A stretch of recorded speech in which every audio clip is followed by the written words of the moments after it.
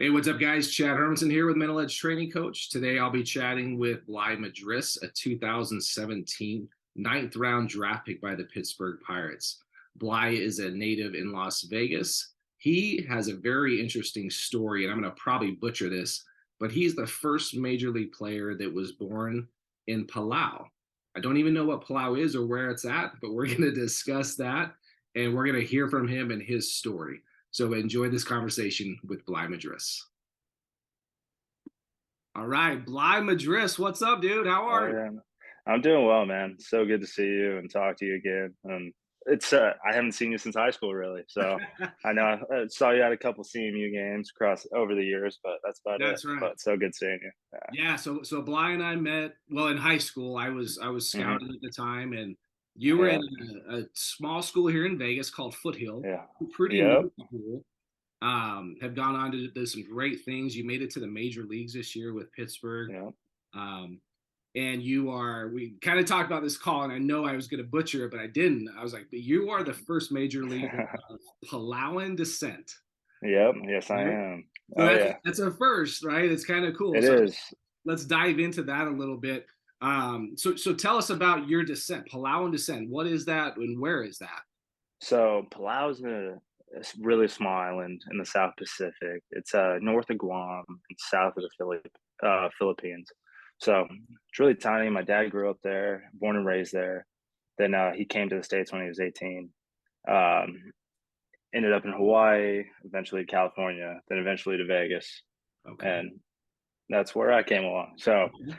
that's where the timeline begins for me. I was born and raised in Las Vegas. And I've been back to Palau once. I was there, the last time I was there, I was 8. And I mean, I met all my friends and family on that side. And Mm, I'm lucky enough that some of them, a couple of my closest cousins live in California now. So I'm able to see them a lot. okay. One's actually at a junior college in Northern California, close to Fresno. And my other cousin goes to school at Orange Coast Community College. So I get to see them quite often. Okay. Yeah. So Palauans are making their way to the U.S. and They're, getting they're into coming, man. baseball out here. They're coming. We're coming in waves, baby. We're Yeah. coming in Well, waves. well, I know, like from Hawaii's standpoint, right? They call Vegas.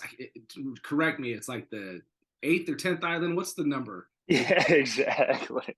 They call it. Uh, yeah, everyone finds their way to Vegas. It seems like just it's a great hub and it's great for our culture. And I mean, I can't tell you like how many Palauans are in Vegas and spread out all over the country here. So Yeah. I would say there's many more islands than just Hawaii Okay. now, and they've been coming over to the mainland a ton. And I mean, I feel like I have a support system all across the country. Wherever I play, I feel like I have someone in the stands waving the flag, and that was super cool at my debut. And then everywhere I went to play, I saw Palauan flags in the stands, Palauan t-shirts. It was crazy. It was awesome. The president of Palau actually came to one of my games in Arizona, so Okay. that was a huge honor for me and my family, and for my dad to sit down with the president of Palau in the stands and enjoy a baseball game together, and him come down on the field while we were playing in Arizona was pretty special. That is cool. So you made your major league debut in Arizona? No, I made my major league debut in Pittsburgh Okay, because on that's what I thought. day after Father's Day. Okay, yeah, So that's what I thought. Because that you Father's Day call was pretty and cool. we're jumping like way ahead, so we're gonna get to Yeah, that. yeah, it's all But good. I We'll want get to to it. start with because kind of the first you went to Foothill, Mhm. and we met on the really kind of where we kind of got to know each other was on a scout team Yep, at Cardinal Scout team. Berlin, Germany, and Yep. Coach Manny, all that stuff. Kind of when Vegas was doing really well with scout teams, and they still do. Like they still put out a Yeah. really good scout team, and you always impressed me with just the way you approached the game. Right, you weren't a big prospect out of high school, No, not right? at all. So tell Not us, at all. I was just happy to be on the scout team. yeah, that's what I'm saying. You were just happy to be there, and you made it to the big leagues. Like you got to the big Yep. leagues. Tell us about your experience in high school in general with baseball. So in high school, like the main goal was to play college sports somehow, some way. I was playing. Everything kind of clicked for me my freshman year. Coach Iglitz, the head coach of over at Foothill, I was playing basketball that winter, and he said, "I get done with basketball and I go to intramurals, baseball, and all that stuff, and I ended up having a good little fall right before spring, you know. So he was like, "Wow, this kid's got potential, all this stuff." So yada yada. Go through my freshman year. I have a quality freshman year on JV, kind of a late bloomer. I didn't make varsity or anything my freshman year, but I just kind of like I was like, all right, this is what freshmen are supposed to do. Like just kind of rolling with the punches, rolling with just riding the wave, not really like pushing for anything. You know what I mean? It wasn't until my sophomore year where I was debating playing basketball again, and Coach Iglitz pulled me aside and he was like, "Bly, you have a huge opportunity to like take this game and do something with it, whether if it's just go to college and get some school paid for." I was good academically, so it was like you could really like cut your tuition in half with Mm. sports and academic stuff. And I was like, okay, so what are you trying to say? He's like, well, like I'm not going to tell you what to do, but I just think if you were to really dive into baseball head on, come to intramurals every day and push yourself, come early, go hard at practice, and stay a little bit later, whether if it was fielding, hitting, working out at the field, whatever it was. Right. He's like, you really have potential to play at the next level. And I was just like, me? Like baseball and college? I was like, that sounds crazy. And he said, no matter what it is, whether if it's junior college, Division 2, Division 3, D1, no matter what it was. So I took his advice. I was like, I trust that guy, and Coach Iglitz is like one of my biggest role models in life, and I love that man to death. And uh, I really thank him for that talk, and I reflect on it when I'm trying to make decisions. Of like, all right, he's never steered me in the wrong way, steered me in the wrong direction. So I took his advice. Then sophomore year, had a big sophomore year on varsity, to where I kind of got my name out there. But I mean, you were a scout, so it's just like I was a very good high school baseball player from my sophomore through senior year. Mhm. Like I was consistent, I worked hard, good work ethic, all that stuff. And I ended up earning a scholarship to Colorado Mesa by playing on the scout team that you were coaching at the time. Or I'm not sure, you were coaching, but you were like, I remember you being like our bench coach. And you Assistant. were like, I was around. yeah, yeah. I mean, it's nice having former big leaguers around high school kids. So I'll tell you that. So then and it wasn't until like I played my junior and senior year on the scout team. Mhm. And Manny Guerra, that man, love that man to death too. Yeah, he saw a lot of potential in me as well. And I remember him coming to Foothill like for a couple practices before the season starts because he was scouting for the Cardinals. Mhm. And he was just like, hey, if you get a little bigger and stronger, you might have a shot to play pro ball. I was like, man, quit messing with me, man. Like he would always just give me a hard time, and that was just kind of a relationship. And it was just like, he bust me around a little bit, tell Yeah. jokes, and give Yeah. me shit. So, Yeah. but I loved him for it. It was just our relationship, and oh man, he was one of the best people around. So, and I'm thankful for the opportunity he gave me to play on that scout team because that really opened up that college opportunity for me and playing at Colorado Mesa. So Yeah. that's kind of like my high Yeah. school life. And so you got Chris Hanks over there at Colorado Mesa. How Yep. did that how did they approach you? Was that something, did you go to a camp? How did you get there? Uh, so sorry, I just got a random call. I apologize. Um, let me throw this on. Do not disturb. Um, but yeah, so I was playing first. We were playing down here in Arizona in Peoria, and I won't ever forget it. We were like we split the team. Like some guys play the first 5 innings, Yeah. last guy would play last four. Then we flip flop. Then after I got done playing the first 5 innings, I had a crazy game. It was like I went like two for three with a walk in 5 innings. Like we were raking that. We were mashing. We had a pretty good team. But then I remember Berlin pulling me out of the game. He's like, hey, someone wants to talk to you. Pulls me out, then pulls my best friend, Nick Cardinelli, out. Mhm. And we both start talking to Coach Hanks and Coach McKinney outside of the dugout. And he handed me a letter. And He was like, "Hey, we're with Colorado Mesa University.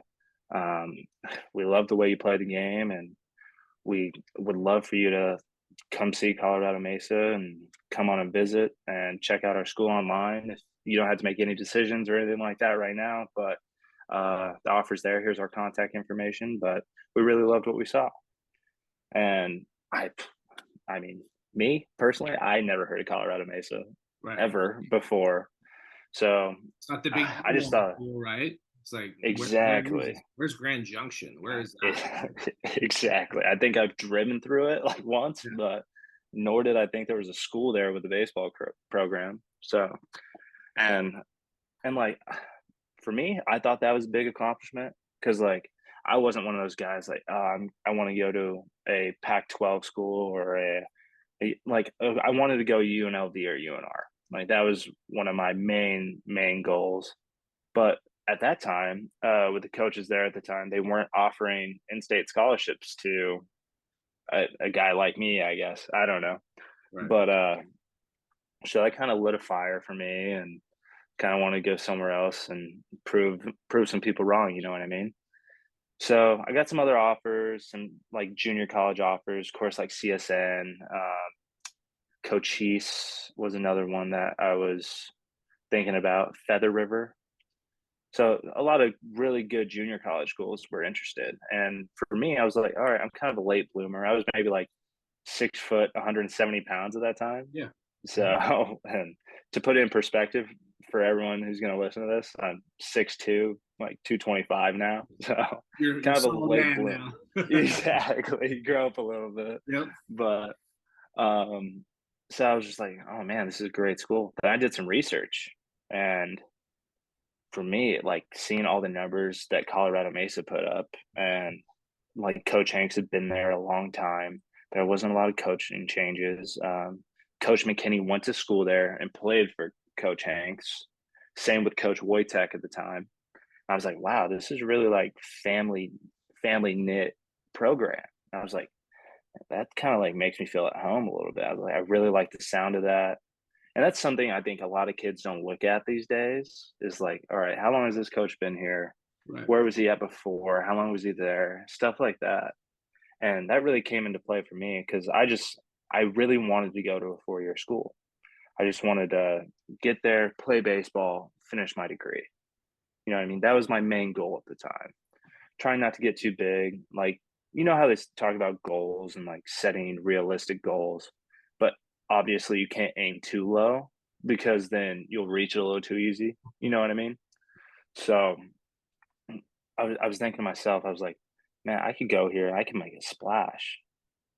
Like I was thinking that before I did all my research. I can do So that. Right. yeah, exactly. So I did a lot of research. Then I get to look and I'm like, man, I might not be a guy if I go there because I mean they went to the year I so I like before I went on my visit did some research. I was like they had National Player of the Year there. Mhm. They had a shortstop there, Nate Robinson, who ended up getting drafted by the Arizona Diamondbacks. I was like, man, this is a legit program. They had gone to the World Series 2 years before the Division II World Series. I was like, this is a legit program, and they lost 10 games a year. That's Mhm. it. They'd win 50, lose 10. I was like, winning's really fun. I was Absolutely. like, winning is really fun, and I was thinking, I want to go to a winning program. That's what I want to be a part of. I want to help build that and take them back to it. So that was like kind of my mindset. Mhm. So I ended up committing to Mesa on my visit that I ended up taking like 2 weeks later, Okay. my junior year. And I didn't want to hold it. I just kind of wanted the recruiting process to be done as well. That was really challenging for me in a sense of sitting down, writing letters every night to coaches. We didn't have like social media was around, but coaches weren't on it yet. Like coaches weren't using that as an Kind of outlet. early development of social media. Yeah. Exactly.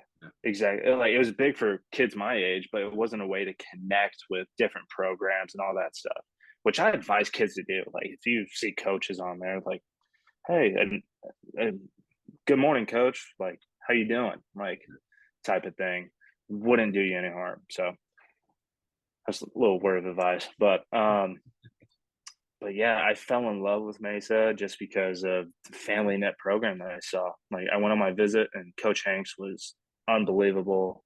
I saw the way they ran practice and it was tough.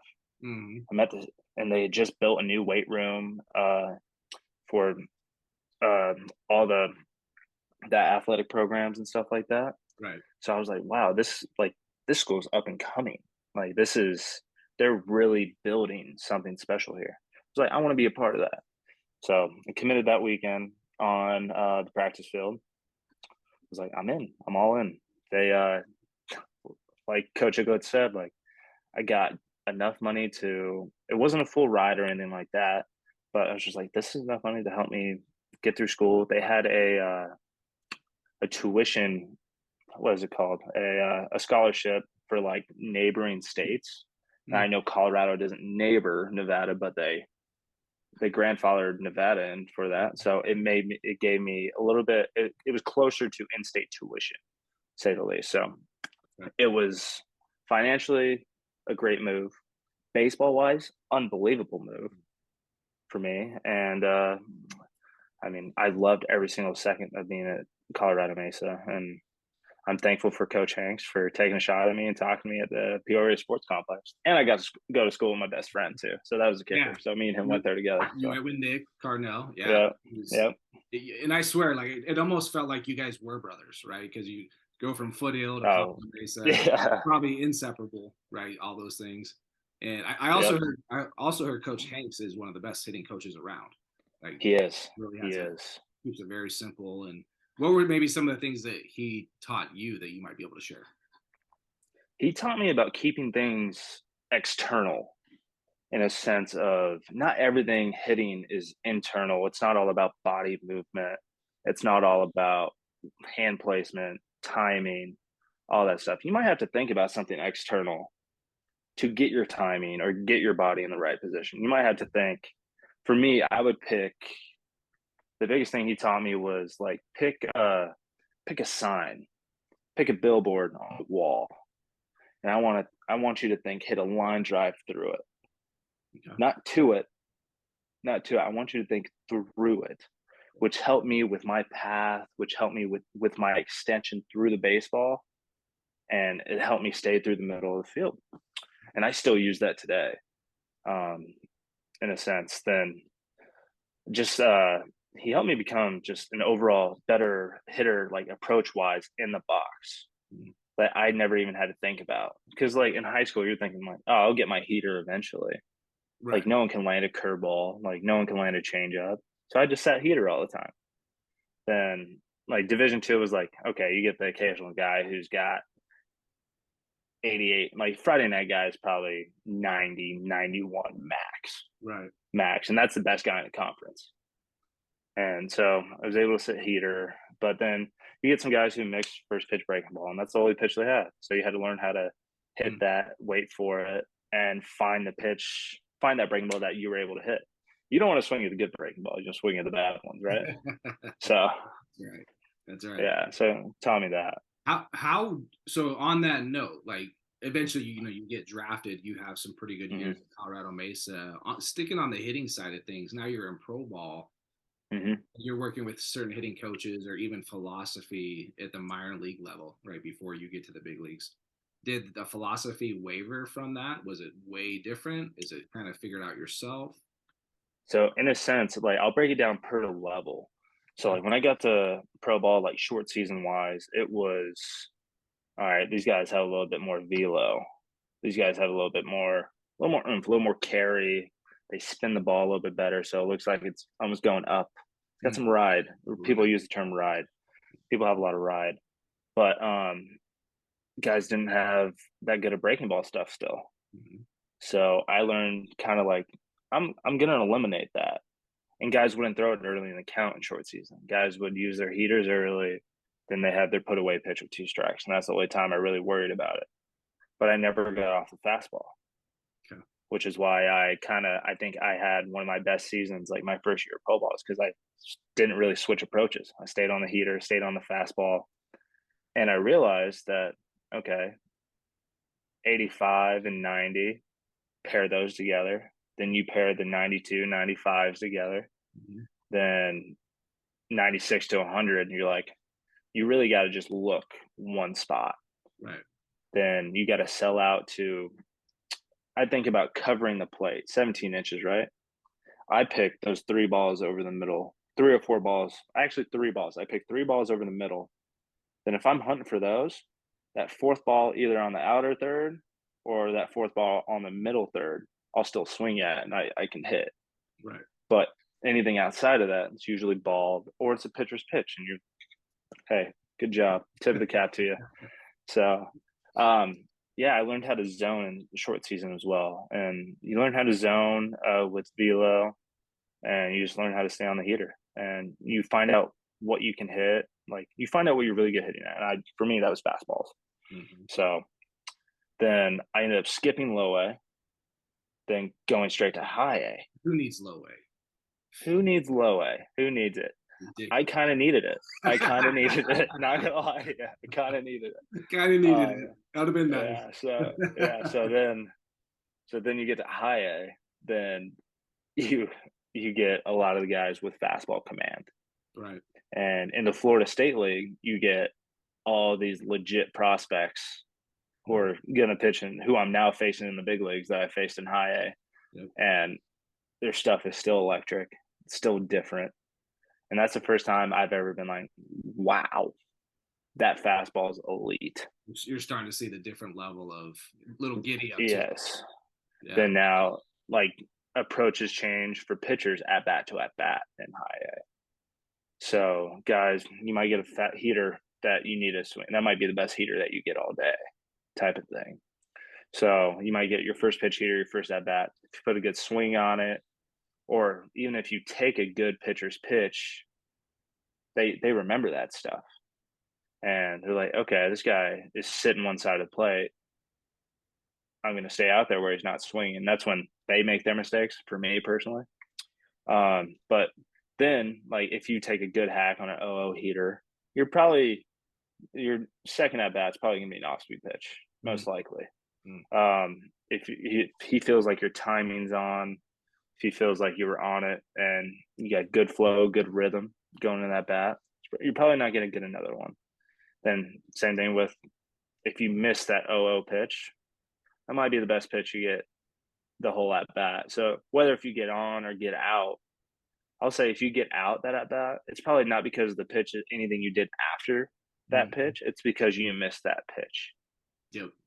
And for me, like through high, I struggled because I was so worried about what I was striking out on, whether if I was swinging at a slider in the dirt or a heater up and stuff like that. I was getting mad at those pitches when I should have been mad at myself for missing that pitch that I missed earlier in the count. You know what I mean? I got my one hitter's pitch and I missed it. That's what I needed to lock in on. And that's what I needed to be. That's when I needed to reevaluate. Why am I missing pitches in my zone? Am I late? Is it a body issue? Is it like, hey, maybe I'm just tired. It's my first full season of pro ball. So then double A is you get guys who can pitch with people on base. You get guys with fastball command with a runner on second. They pitch different with runners in scoring position. So you learn that. And that's pretty much all double A was for me, is learning how to hit with runners on base and learning how to cash in runs. Because that's when you really realize, hey, I'm 2 levels away from the big leagues. I'm close. And Pittsburgh was, when you were at Pittsburgh, was double A in Altoona still? No, Zebulon. Carolina Mustangs. Zebulon, yep. Yeah. They became Altoona like maybe a year or two later after I was in double A. Something like that. Yeah, so being Altoona and the big field, all that stuff, so guys didn't give up a lot of homers. So you had to learn the fields that you're playing at. Everything's a little bit different. We played at a massive field, so guys weren't scared to throw heaters. Yeah. But when you play at smaller fields and like hitter ballparks and stuff, you don't get a lot of heaters or anything middle, or you get guys trying to bounce stuff or work up in the zone. They try to get you to chase a lot more. So you learn that. You learn guys pitch differently at different stadiums, and guys learn how to pitch with runners on base, whether if it's first pitch curveball or 2-0 breakers or 2-0 changeups because they know you're trying to cheat a little bit. Guys get a little bit smarter in that sense. Then AAA is you get a big mix of everything. You get guys who are coming down from the big leagues or you get some older guys who have been in the big leagues for a long time who are trying to crack a roster again.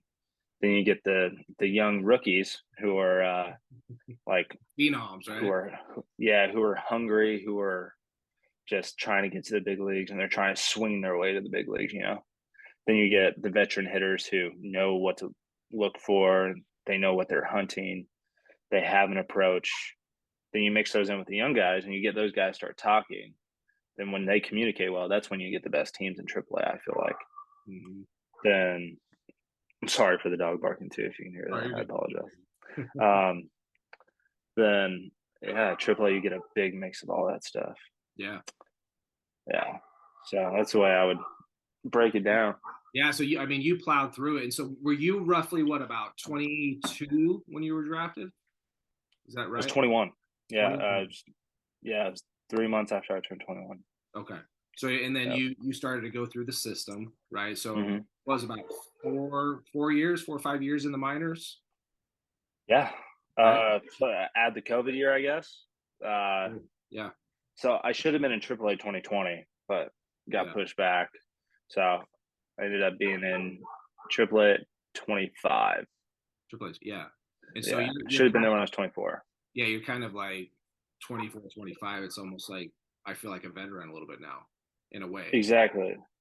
Especially after like knowing everyone, knowing the coaching staff, they know how I operate. Yeah. And knowing how I go about my business and stuff like that. It was the same thing. Yeah. So then you make your major league debut, right? In Pittsburgh, right? So you get call up. What was your call up like? What was your story? So it was Father's Day. I just gone on a tear in Gwinnett. So we play 6-game series now in one place. So I absolutely love hitting in Gwinnett. I have no idea why. It's hot, it's muggy, it's humid.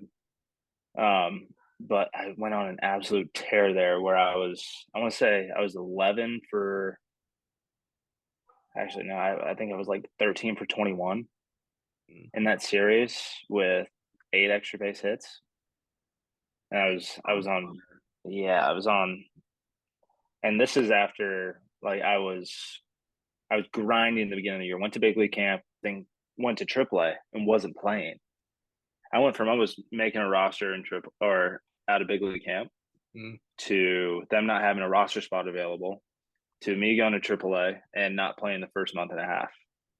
I maybe had 30 at bats in a month first of this last year. Okay. So then I kind of just waited. Some guys got called up. Some guys got hurt. Stuff moved around. I got my opportunity. I ran with it. So you ran with it. Correct me if I'm wrong, but I think you had 3 hits in your debut. Is that right? Yep, 3 hits. Tell us about that day. Oh man, so it's kind of funny. So I get called up with O'Neal Cruz, one of the biggest prospects in baseball. So he had already been to the big leagues last 2 games of the season. Then I get called up on the same day he goes back to the big leagues. So all the focus is on him. I think this helped me, to be honest. So you're just all the media behind the 6. I'm just like, just let me sneak in here a little bit. Hopefully, no one notices I'm here and they won't send me back down. But I get to Pittsburgh, then everyone's all over Cruz. I was like, this is great. I'm chilling. This is nice. I'm being able to take this all in without any of the media or anything around. This is awesome. Then I get there, then I go into Skip's office and we're talking. He's like, hey, how you feel about playing right field tonight? Hitting 7th. I said, I'm in, all in. And I said, this is perfect, best day of my life. This is great. Then Cruz was talking to the media. Then Cruz goes, guys, I've already had my day. This is not my first time in the big leagues. Go talk to that guy over there in the corner. So Cruz is one of the best guys ever. I love that guy. And that's a little story I'll have with him and I'll cherish forever. Then getting to like BP and all that stuff, it ends up raining at BP. So I don't get to take fly balls. I don't get to take batting practice on the field.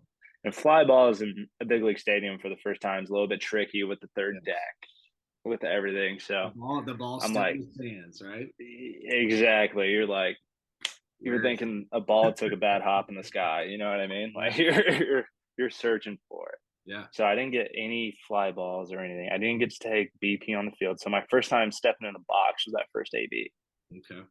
in Pittsburgh, which I think was pretty special. But and I had just faced the pitcher on the mound like a week earlier in Iowa. So Okay. So you're a it little was familiar. versus, yeah, both teams hanging on the wall. I debuted versus the Cubs. Then that's kind of cool. I Yeah. just noticed that. And yeah, I ended up taking that. I think I took the first pitch, then took the first one, then I swung so hard at the first strike I saw, and I fouled it back. And you just heard the whole stands. It felt like everyone, Yeah. ooh. He just missed And it. I just kind of looked around. I was like, that was kind of crazy. Right. Then second pitch, I hit a ball like 109 or something right up the middle for with bases loaded, two Mm. RBIs, and that was just special. Yeah. It was incredible. Then the day just kind of like you get it out of the way, and you're like, okay, it's just another baseball game. Here we go. Then got my first fly ball. Ended up on Sports Center for I was like the numbers 7 play on the top 10. So that was why just everything happened that day. I'm on Everything went TV right. now. This Everything. is happening. Yeah, you're like Yeah. little TV time. You know what I mean? Got a show tape on. Got everything on. Yeah. But yeah, it just seemed like everything that it was one of those days where everything just went right. Mm. Had my family there. Had Coach Iglitz there. Had everyone. So it was incredible. And Coach Hanks and McKinney were there the second day when I hit my first homer. Oh man. That's So yeah, yeah. yeah. Take him to dinner afterwards. You guys hang out and celebrate a little bit, or Yeah, we went somewhere local in Pittsburgh. We just went to like a little tap house right across the street from the stadium, Mhm. and that was the first time I ever felt like I was like, "Hey, I'm in the big leagues." Because I walk in there and everyone was just like, "Oh my god, that's It's the guy. you just played over there." And I was like, "Yeah, it's me." I was like, "Just another guy, just hanging out. Can I get a beer, please?" There you Like, go. Yeah. yeah. So That's incredible. And you probably know, so you've been around probably enough stadiums, and I'm not sure how much, I didn't look up necessarily how much time you have so far, but yeah, PNC is one of the, if not the best stadium. Like it's an oh, incredible the stadium. best.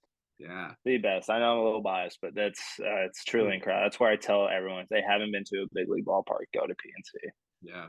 because the backdrop is incredible. Mhm. Um, I mean, just the city within itself is great. A lot of history, a lot of culture. Um, then just it's a sports city, so it was fun playing for it. Fans are passionate in a good and bad way. Like you know how like that's just how it goes.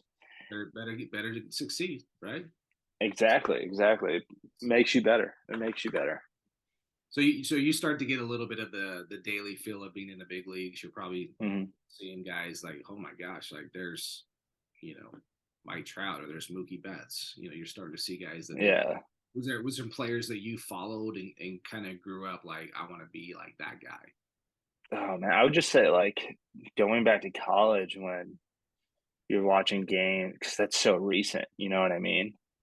Like all those guys are like really cool. Like I'm a part of that like 20,000 that have ever just like you. You know what I mean? So we're a part of that, and then you start looking at the names who've done that, and it's just like then you're playing against them. I'm on the field like I'm sitting next to Vogie, like Daniel Vogelbach. He's my locker partner. Like we're a locker apart, and I get to sit next to that guy. That guy's an all star. Right. Then I have the starting center fielder in the All Star game a year ago, 2 lockers away from me, Brian Reynolds.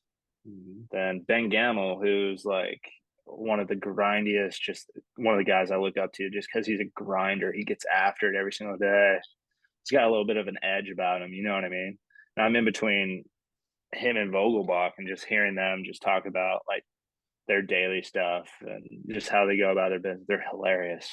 And it's just incredible how they balance it all Yeah. between. I'm like, you guys do this every day. It's insane. It's my first day on the job. Yeah. Then it was crazy for me. Like we were playing the Nationals at the Nationals ballpark. Then Josh Bell was the first baseman there. He was with the Pirates before. So like meeting him when I was a minor leaguer, then making my like playing my second series up against them, Mhm. then like him seeing me, he embraced me. It was crazy. He's like, dude, congratulations, awesome. And it's just like it was cool seeing that full circle moment from going from minor leaguer to big leaguer because he was just a big leaguer when I got there. Like he was just making his debut when I first got there, and he was so open to talking to the minor league guys. I was like, that's how I want to be. Like I want to help out all the minor league guys I can, talk to them, embrace them, and just not big league them. You know what I mean? Yeah. Then playing against Juan Soto was wild. Then came full circle with me and Bryson Stott Hmm. playing. We played little league together Okay. and against each other. So me and him playing in the big leagues together. Then talking to Harper was super cool too.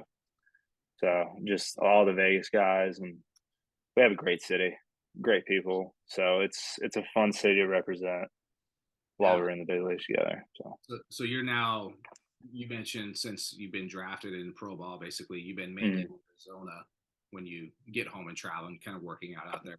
yep, yep, Yeah. Okay.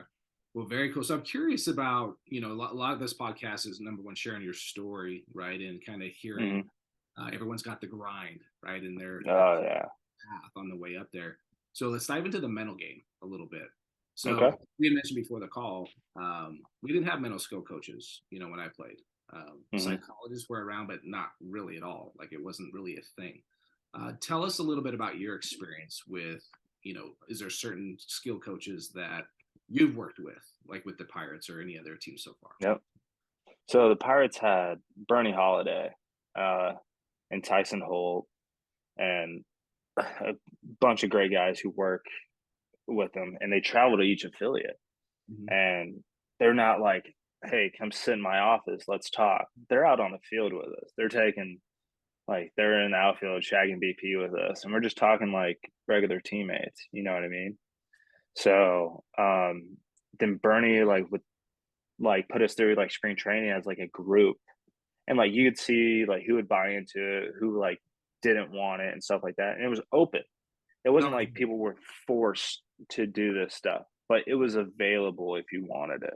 Okay. And the Pirates, kudos to the Pirates for buying into that and bringing Bernie in because I think he opened a door for a lot of people and coaches and managers that we had on staff to just give them another outlet where Mm-hmm. it was because like I mean even more for the coaches they have each other, but I mean it's a clubhouse, you're around each other for I mean 200 days out of the year, Right. so usually you can't always say what you want to say. So them being in the clubhouse, them coming in and leaving like periodically, like gave people like someone to talk to. I think that was awesome. Whether if it was just life, baseball, and they would just flip it and put it in a different perspective for you. It's not like they would tell you to do this, like sit down, meditate, all that stuff. Yeah, they recommended it. But Right. like if that wasn't your thing, it wasn't your thing. So it wasn't forced on us, which I thought was great, but it was always available in masses. Like you can come as a group, you can come individually, bring whoever you want, Yeah. encourage people to come. And they helped us like they taught me how to like reset in between pitches, reset in between games, how to separate my baseball life from my personal life. Because Mm-hmm. if I have baseball in my personal life all the time, I'm just going to be miserable. Right. I had to learn how to leave it at the field, and they taught me how to do that. Yeah. I think that's a big thing for kids these days who kind of get lost in it. Like I respect the work ethic, and I respect like going to the gym, then going home. I think parents need to learn a way to like separate it these days too, because you get some people who are just like, all right, we got to go to the gym, we got to go to baseball practice, then we had to look at your video at home type thing. Mhm. It's like no, like Yeah. guys, like you're kids too. You gotta learn how to have a social life. You gotta learn how to have fun. You gotta learn how to be a good teammate too. It can't just always be about your production, your work, all that stuff all the time. You gotta be a friend. You gotta be a family member, all that stuff too. I think that's important. I think some kids are losing sight of that these days. Um, because like you could be surrounded by it all the time with social media, all that stuff. Because people follow these accounts, all that stuff is just baseball. You're scrolling through baseball, scrolling through baseball, scrolling through baseball. And it's just like, all right, I see something that I could tweak my swing with this video or this video, and they take it. You know what I mean? It's constant change, constant all that stuff. Sometimes you got to shut off and just do something other than baseball too. Yeah, you have to learn. I think part of that whole process, right, is you're learning yourself, right? Yes, Learning what 100%. works, doesn't work. Man, this guy told me something like I know 100% that's not going to work, but Hmm. then maybe I'll try this, right? So Yeah. kind of having the confidence within yourself to know I'm going to give that a shot, and Hmm. kind of work through that process. Then you have to be willing to, like, a big thing that Bernie taught me was like, you got to give yourself. I can't exactly remember his wording. He's like, you gotta be willing to work through it for a little while. You just can't be so quick to, it's not working for me. Mm-hmm. It's like go through the failure part of it and see what it does for you. All the time, right? Yeah, give it a little time. Give it a little something. Like, it's not everything's. People are so quick these days for instant results, Mhm. and that's not baseball. Like, that's not baseball. Yeah, you might have, which is why I think hitting coaches, like, really dive in to what your hitting coach is talking about and leave outside voices out of it. Mhm. That's the big thing I'm doing here in Arizona right now. I have my hitting coach that I'm working with at Helix, and I've been listening to his feels and his feels only, even though, like, I've played in the big leagues. I've had a ton of great coaches over the course of the years who have taught me a lot of great things, but I'm not with them right now. Right. It's like I only really need to go to those things when I have a terrible relationship with someone I'm working with, Mhm. whether it be an organization, hitting coach, whatever it may be, to where I can take that into my work. But I don't recommend that either. I recommend you sitting down with the hitting coach that you're not getting along with and kind of going through it and how your process works and how your mind works. And, like, I know my hitting coach wants the best for me. So I'm going to work through the struggles of a swing change, not even a swing change, but just different feels. I'm going to trust him. I'm going to think that way for probably a couple days before I'm like, yo, this isn't working for me. Yeah. And you have to be willing to just, I mean, I don't know if this is a cliche term now, but being comfortable being uncomfortable. Sure. Yeah. Like, everyone's heard that, but it's true. Like, people say it's cliche. Usually, if it's cliche, it's true. You know what I mean? In particular, if you are working on a swing change, right? A coach sees something like, hey, you're continuing to do A, I'm going to suggest B to you Yeah. because of these reasons. And then you start to work on B, it feels like garbage at the beginning. And then Oh yeah. when you do Because it's something and you're like, ooh, that felt good. Then you do it again. That felt yeah. really good. Then your hitting coaches in the corner like, I told you, I Yeah. told you. Did you have Yeah. any of those experiences yet where you've made that Oh yeah. adjustment? Can you give me an example of that? For me, it was kind of like just letting loose in my swing, and because I have, like, good hand eye, I Mm-hmm. can get the bat on the ball whenever I want. But my hitting coach, John Nunnally, that I had double A and triple A, and 19 I had him in double A, 21 I had him in triple A. He kind of just taught me, he's like, okay, you're a monster. You got to be a monster in the box. Because he knows that I'll get the bat on the ball somehow. I'll make contact. That's what I do. I get the bat on the ball a lot. He's like, now we need to do it with authority. Mm-hmm. I said, okay. He's like, what do you want me to do? He's like, I want you to try to hit a homer to center pre 2K. Because everything you're doing, like, pre 2K is like two strike approach type of stuff. He's Like like, with two strikes, kind of feel for yeah, it too much. I'm trying to feel it and drive it. Right. Like, no, he's like, I need you to be a monster. Mhm. Like, I need you to slug. You're playing He's right like, field. we're gonna You, slug. you don't need a single sitter in right field. Exactly, Right. exactly. It was like, hey, if you're gonna be a corner outfield guy, first baseman, like, you got to slug. Mhm. So he's like, well, you got the bat to ball skills now. Let's be a monster. He said, just go for it. I don't care how many times you strike out. I don't care. if you quit, if your walks go down. I just want you driving the ball with more authority. Change my career. And that was just a simple thought process between the ears. It wasn't anything physical. It's kind of like the external thought I was talking about earlier. It's like, be a monster, swing hard, try to hit a homer in the center. So that was external for me. Great. Worked for me. Mm-hmm. So then I would say then AAA this past year with Hermansen, who you might have played against coming up. He's with Detroit for a long time.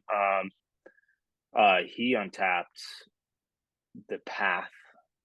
Like, I was always like top hand to it, you know what I mean? Like top hand, like gets to the ball. And yeah, I was getting to the ball. He's like, okay, you got that down. It's gonna work. Your top hand's gonna work.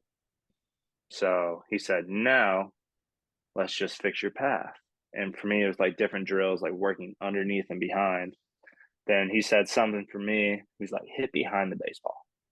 And to me, like, that might be a well-known term. I had never heard it. Never heard it. And how would you describe that if nobody's heard that? Hit behind the baseball. What does that mean?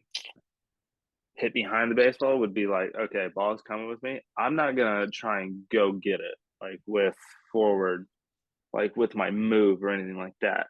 It's kind of like letting the ball come to me. Mm-hmm.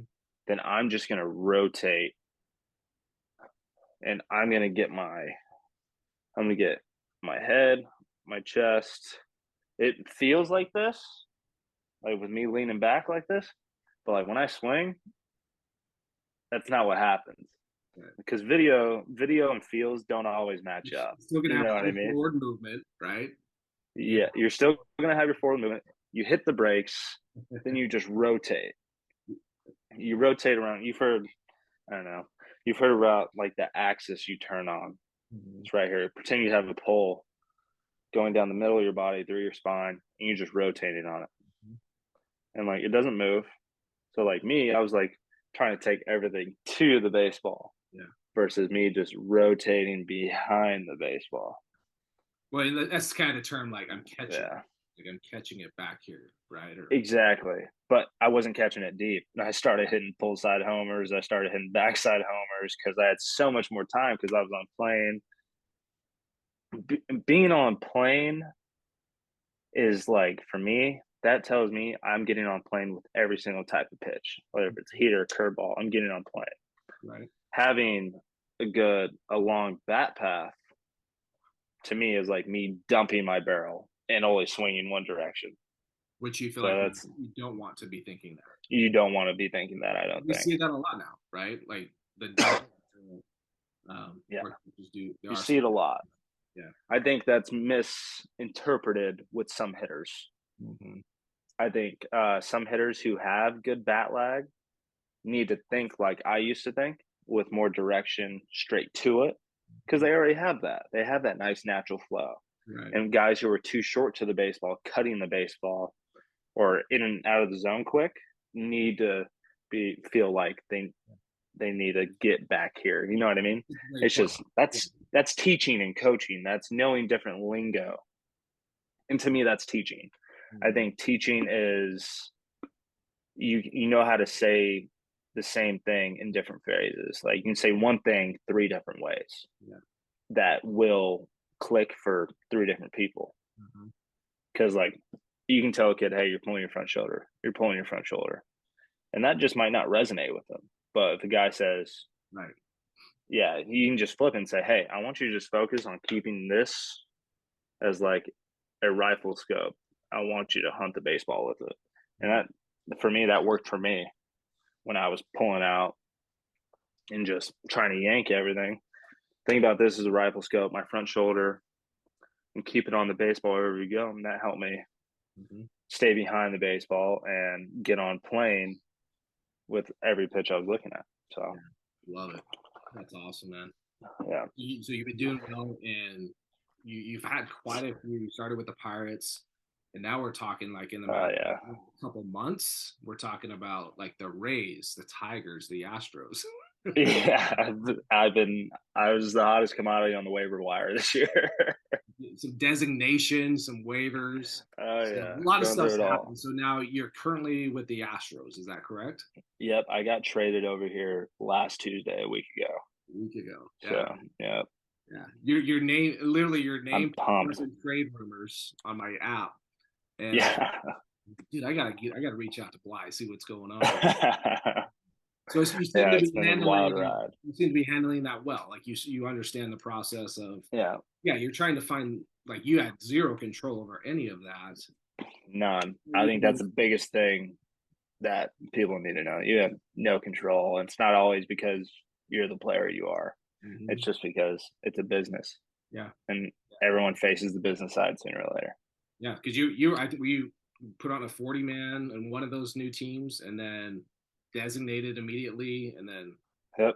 So I'll kind of, you want me to talk about the rundown of that? please. Yeah. So obviously made the debut with Pittsburgh, all that stuff. Then I got designated right after the trade deadline, which was like, can't remember. Was it August 1st? I want to say it was August 1st. It was August 1st, September 1st, but I think it was September 1st. But I got DFA'd like September 2nd from the Pirates. Then I go through waivers, all that good stuff. I ended up getting picked up by the Rays with a month in the season left. So get picked up by the Rays, get put on the 40 man there. Then they send me to Durham to play in Durham for the year, for the remainder of the year. I wasn't playoff eligible, so I couldn't play in the playoffs with them unless there was like two injuries, something crazy. But I ended up going to Durham and had the time of my life. Mm. Ended up coming back to Vegas, winning the AAA championship and winning the AAA national championship MVP at home Okay. versus my, like, in front of all my family and You're in friends Vegas. here there in Vegas. It was unbelievable. That's awesome. And that Aviator Stadium is Yeah. pristine. It's legit. Then so I don't know, put yourself in my shoes. What are you thinking after you win and literally help lead the team win to a national championship the last month of the season? Oh yeah. And yeah, you just win the MVP. I hit for the most power I have. I went like 13 for, I don't know, it's something crazy the last month of the season. I hit like 4 homers, 10 doubles in a month span. So It's you're like, oh, like, I'm not, I'm in the mix now in the Vegas outfield. I'm good. Good. Yeah. I'm good. I have a shot. I can go to camp next year, win a job. If not, I have 2 option years left. Like, they'll want me. They'll want me, you know? And so I go to Mexico to play winter ball. Then I end up getting hurt down there.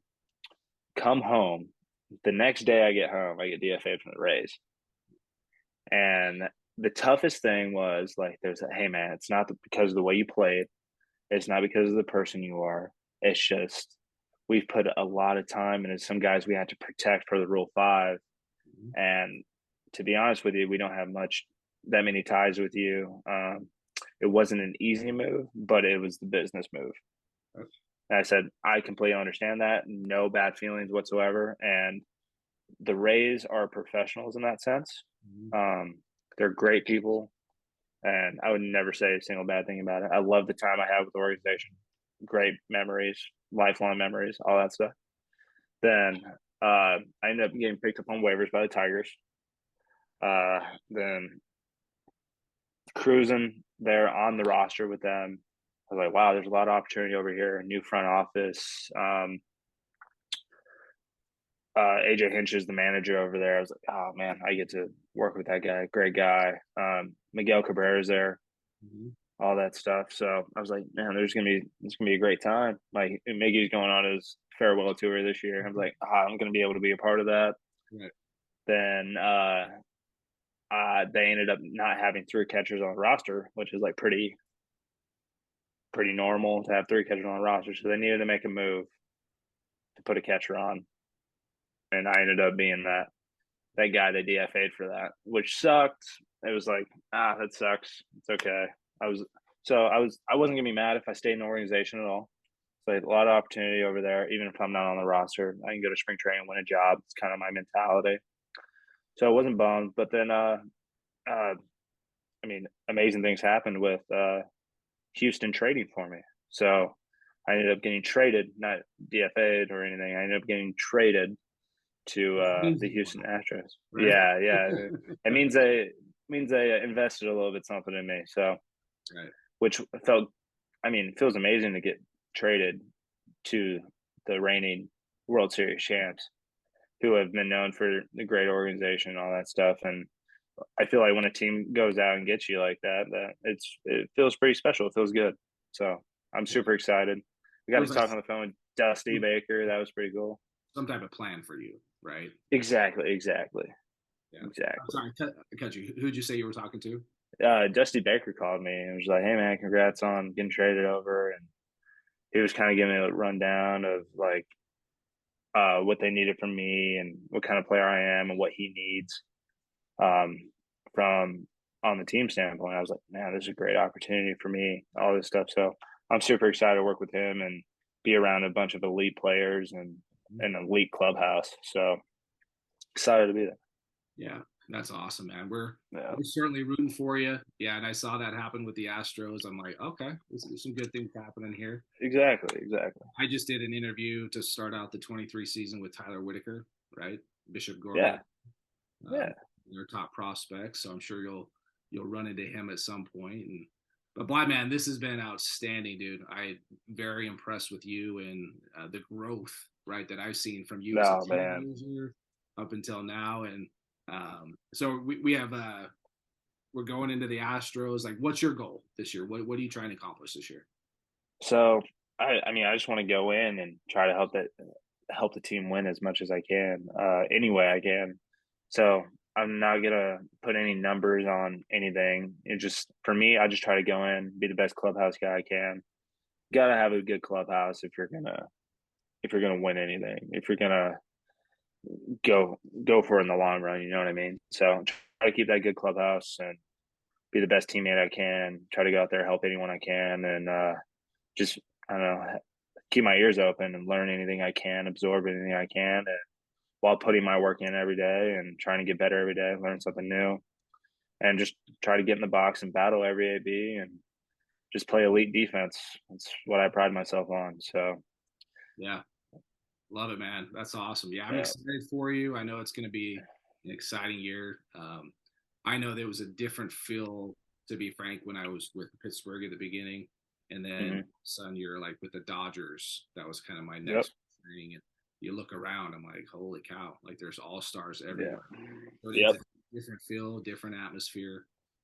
So man, kudos to you. Make sure you guys follow Bly. Bly's a great dude. Follow him on what are you on the Twitter machine, Instagram? The Twitter machine, the tweeter.